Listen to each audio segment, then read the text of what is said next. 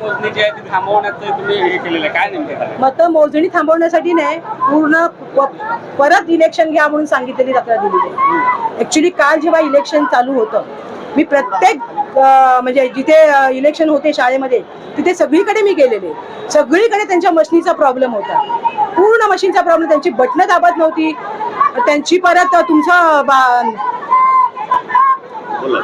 परत तिथे वायरी खराब होत्या, बॅटरी त्याची गेलेली होती. मी त्यांना परत तिथे सांगत पण होते. आणि त्यांनी जो मोबाईल मध्ये ऍप टाकला होता ना महानगरपालिकेचा, एकदम बकवास, त्यांची यादी बकवास. ऍप मध्ये कुठलीही माहिती येत नव्हती. आमचा स्वतःचा ऍप आम्ही देत होतो तरी ती लोक स्वीकारत नव्हती.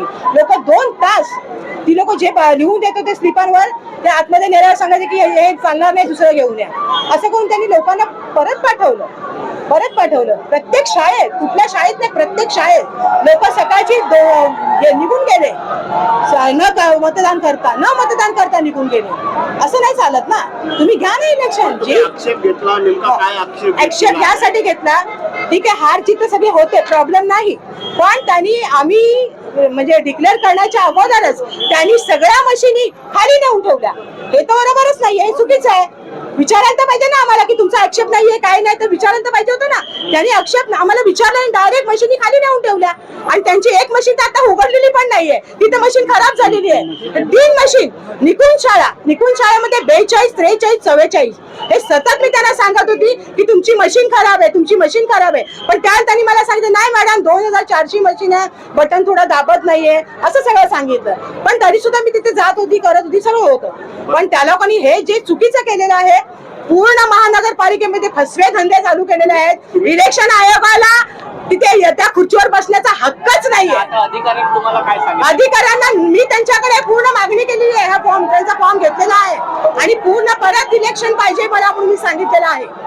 त्यांनी काय सांगितलं? त्यांनी सांगितलं, त्यांनी राखून ठेवला तो विषय. तिला विजयी म्हणून घोषित केलेलं नाहीये, जे कोणालाही विजय घोषित, ते तसंच निर्णयाला स्थगिती दिलेली आहे. जिथपर्यंत हे किती राऊंड झाले होते आणि 3 राऊंड.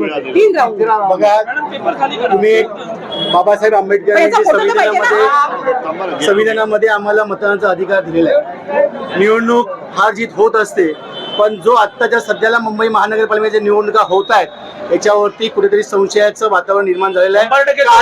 कारण आम्ही प्रभागामध्ये जिकडनं प्रभाग सुरू होतो आणि लास्ट पर्यंत प्रत्येक नागरिकांचं हे मत होतं की आम्हाला परिवर्तन पाहिजे. आणि जर त्या परिवर्तनाचं असं माध्यमातून जर चुकीचा मेसेज जात असेल तर कुठेतरी मतदानाची मग फसवणूक आहे. आम्ही जेव्हा काउंटिंगला बसलो, जे 16 टेबल होते, 16 टेबलच्या ठिकाणी त्या प्रत्येक मशीनमध्ये काही ना काही बिघाड होती. काही पिना लूज होत्या, काही बॅटरी प्रॉपर नव्हती, काही लोकांचे जे काउंटिंग मध्येही आम्हाला चुकीचं वाटलं. आणि आम्हाला असा आक्षेप आहे की ह्या मशिनी जे वापरल्या आहेत ह्या मशिनी आत्ताच्या नाही आहेत, ह्या 2004च्या मशिनी असतील, 100% आहे. आणि त्यासाठी जेव्हा त्या 3-4 मशिनी बंद झाल्या तर निवडणूक अधिकाऱ्यांना आम्ही विनंती केलेली आहे त्या ज्या प्रभाग क्रमांक 72 मध्ये पुनश्च एकदा इलेक्शन घ्यावी अशी आम्ही विनंती केली आणि त्यांनी देखील ते निवडणुकांनी मान्य केलेलं आहे. ते विषय बोलायचा आहे, तो उमेदवार एवढा घाबरला की शेवटची जी मशीन चालूच होत नव्हती ना, त्यात 619 मतं होती. कोपऱ्यात घेऊन बोलतोय 619 मतं तुम्ही घ्या. तो उत्तर भारतीय मराठी माणसाला भीक देणार काय? आम्हाला हे भीक पाहिजे का? परत इलेक्शन करू, घर विकू स्वतःचा, रस्त्यावर राहू, पण हरणार नाही.